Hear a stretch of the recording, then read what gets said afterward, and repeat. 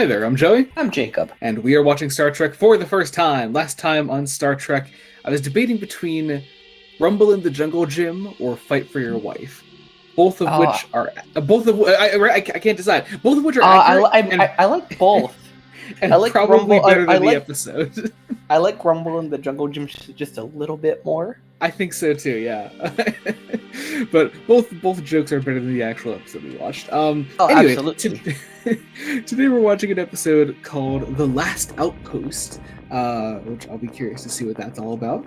Sounds like, I don't know, maybe it sounds like it has the potential to be another TOS sequel. I'm kind of hoping we don't have another TOS sequel, but also our next episode sounds like it's going to be a TOS sequel even more. So, anyway, I guess we'll see. We're about to find out. We're going to get into post-episode thoughts in a second. Be sure to join us then. We're about to watch The Last Outpost.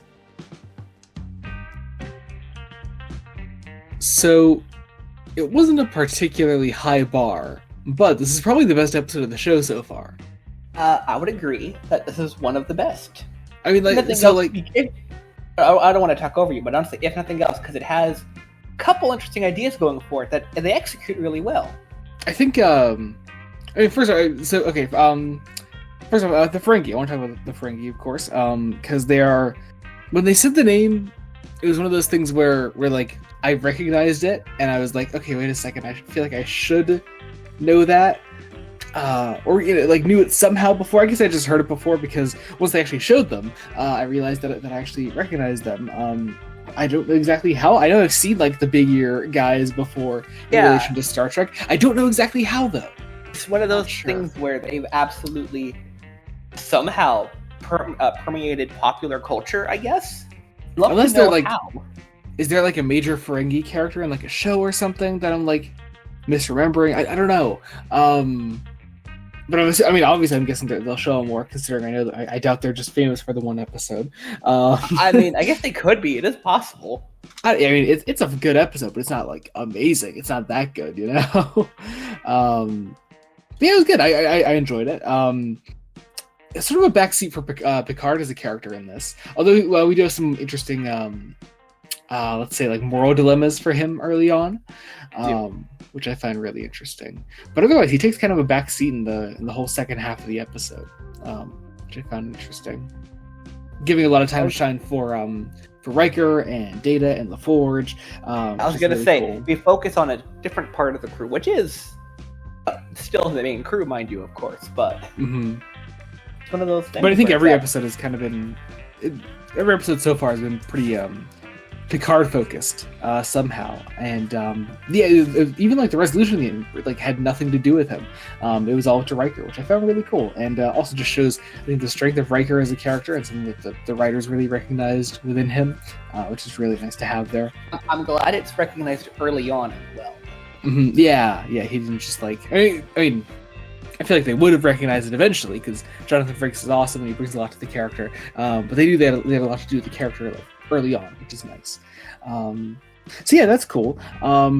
Actually, one of my favorite Riker moments on that topic in this was that just weird ass scene where like Picard was like, "Let's go talk in a room," and then they go into that room and there are just some fucking kids there, and Riker's like, "Get the fuck out of here!" and he's like shoos them out of there, and it's a really weird moment. Like, why are there kids in a room that they're not supposed to be in? Why isn't it locked? Yeah, I don't know. It was just funny. It's just a visual of them shooing them away, quite literally. Yeah. Oh man, I think honestly that I think this is an episode mostly made up of character moments. And I think the thing that we've mostly praised throughout this whole show so far, I think, is the smaller character moments, right down to the fucking finger traps that Data is like playing with. But I really love. It's just a small thing, and even becomes part of like these sort of a cue taken from TOS, one of the like end of episode singers at the end there. So that was fun. I enjoyed that a lot.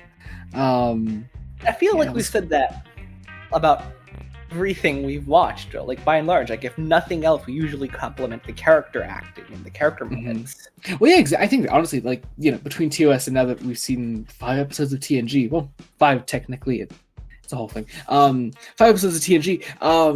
It's one of the things that I think is just strongest in Star Trek overall is the characters. They put a lot of time into their characters, and one thing I am loving especially about this show compared to TOS is that it is like more of an ensemble show. You know, like TOS was an ensemble show as well, but it was Kirk, Spock, McCoy, and then everyone else if they could bother paying them for that episode. You know? Exactly.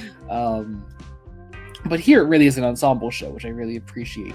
To the point where we can have an episode like this, where Picard isn't really the focus at all. Although we do get an interesting moment at the end. Once again, teasing. I would say once again, because I certainly noticed it before. The potential Picard Crusher romance that they are developing. I'm totally with you. We could be reading this wrong, mind you, but I don't think we are. I mean, I think that was definitely the point of that scene when she calls him Jean, and then she's like, I'm Captain, which I think is important. I'll be curious to see when the show actually goes all in on it. Either that relationship or the randomly teased Riker-Troy relationship from the first episode. I have good money that the Riker-Troy relationship will develop faster, even though Crusher and Picard have more on-screen chemistry. Mm-hmm. And I'll be curious to see like the first episode that actually goes all in on either of those relationships and really begins to explore those. I only say that because they're the younger actors in this context. Mm-hmm. Yeah, probably. Yeah. Let's see. Oh, the whole Sun Tzu thing. I forgot about that. Already somehow. There's this important note. The scene early on where Riker quotes Sun Tzu, I think. Yeah, and Picard is like, good, they're still teaching Sun Tzu at the academy. I'm like, they were doing that in the first place? What? But no. And then like it becomes like part of the resolution with Riker reasoning with Portal. And I found that really interesting. It's really cool. Recognized it too right away because towards the end they go on to a planet. They activate an ancient portal. We're not going to get into specifics. You've seen Star Trek. You could probably picture how that goes. It looks like the ending of Final Frontier, actually, with the big head in the sky and them all looking at it. Yeah. Then Portal quotes a bit of him at Riker, and Riker says, Riker goes, "Wait a minute." He found a fellow Art of War fanboy out in the wild, truly capturing the fandom experience. But yeah, and that pretty much solves the episode, and it's nice, it's cool.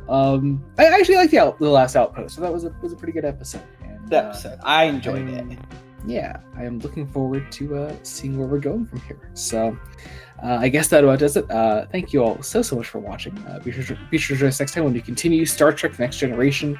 Until then, this has been Joey Morgan, Jacob, and goodbye.